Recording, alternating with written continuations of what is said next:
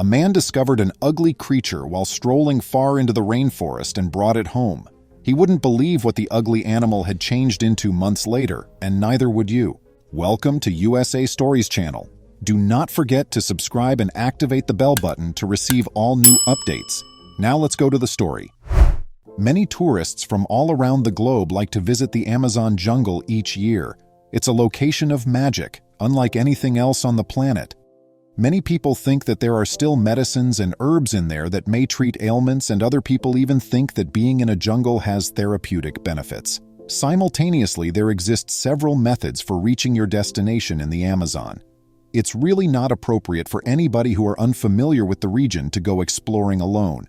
The rainforest is full of hazards. Some plants may be poisonous, some insects can spread illness, and there are the untamed predators like as anacondas, caimans, and jaguars. It is generally discouraged for visitors to travel alone in the area due to the high level of risk.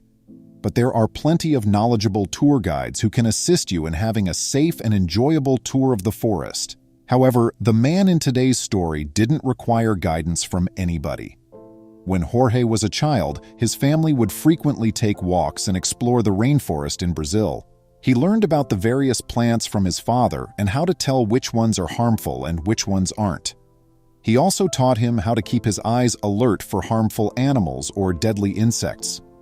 Jorge continued to take lengthy walks in the forest even after he became an adult, and he enjoyed the sense of freedom these treks gave him. He cherished the tranquility of the forest, where one could take in the sounds of nature and smell earthy tones. He took a break one day during a strenuous climb. He noticed a little creature resting on the soft ground beneath the bushes. He needed to make sure the ugly, tiny item wasn't deadly because he didn't know what it was. He cleared the leaves out of the way with a stick. The monster had an enormous head, and Jorge surmised that the dots on it were likely not even the beginnings of her eyes. Jorge could tell that she was defenseless, even though she was perhaps the ugliest thing he had ever seen. There would be no way for her to survive if he abandoned her there on the forest floor. He brought the small animal home after carefully putting her in his jacket pocket. All he could hope was that he wouldn't look back and regret it. He made an effort to look up the possible animal species of the small critter when he got home. He knew it was a girl from his internet research, but he wasn't sure precisely what sort. Jorge, however, realized it was a chick, so he got some baby bird food and started feeding her in the hopes that she would ultimately grow out of her hideous appearance. When Jorge's friends saw the small animal, they all advised him to take it to the veterinarian and leave it there.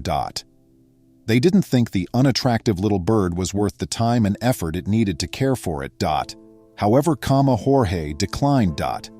He wasn't sure what it was about the small creature. It wasn't her appearance for sure, but perhaps it was her total reliance on him.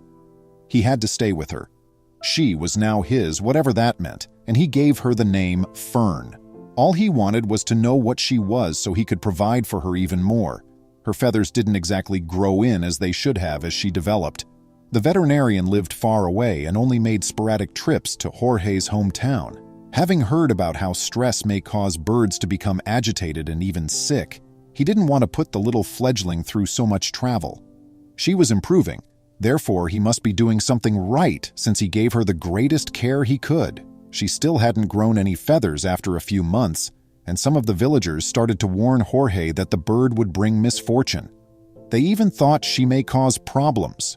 Before some odd occurrences began happening in his own home, Jorge didn't trust a word they said since the supposition was so crazy.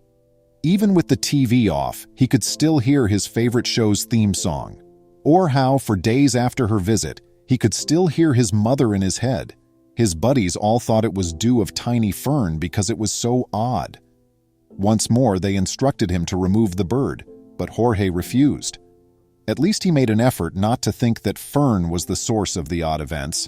Though he couldn't be certain, he felt a connection with her and she felt the same way about him. Fern was terrified of people, running away from them if they tried to stroke her small, bald head. However, she enjoyed being petted and rubbed by Jorge. She would leap around and play as he turned on the tap just a bit.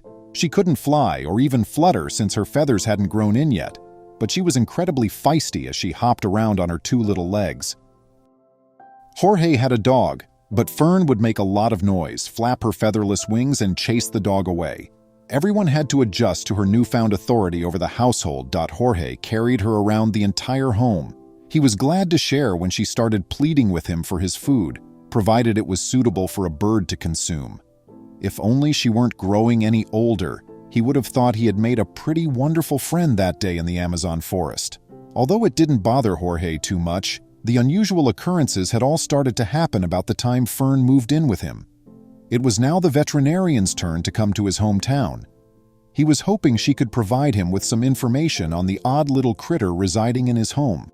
The veterinarian expressed happiness to see the bird and said that without Jorge's assistance, young Fern might not have lived. Although it's usually preferable to keep wild animals in their original environment or to contact a group that deals with them, Jorge did the best he could in this particular situation. Fern had some serious inadequacies, and if she had been left in the wild, she would not have survived, the veterinarian added, explaining why it made sense that she had been laying on the forest floor. Fern's parents must have realized that and rejected her, but fortunately for her, she now had a veterinarian on her side. The veterinarian assured her that she would soon be developing feathers and gave her a ton of vitamins. However, Fern only grinned when asked what species she was. She assured him that he would be informed as soon as her feathers began to sprout. The veterinarian only chuckled when he spoke about all the unusual events. She also had an explanation for this. Fern was a kind of parrot that was exceptionally skilled in voice and sound imitation. All this time, he had been hearing the bird. Jorge felt so much more at peace when he left the vet. He was certain that his companion would be well since, as the veterinarian had said, her feathers quickly began to grow in.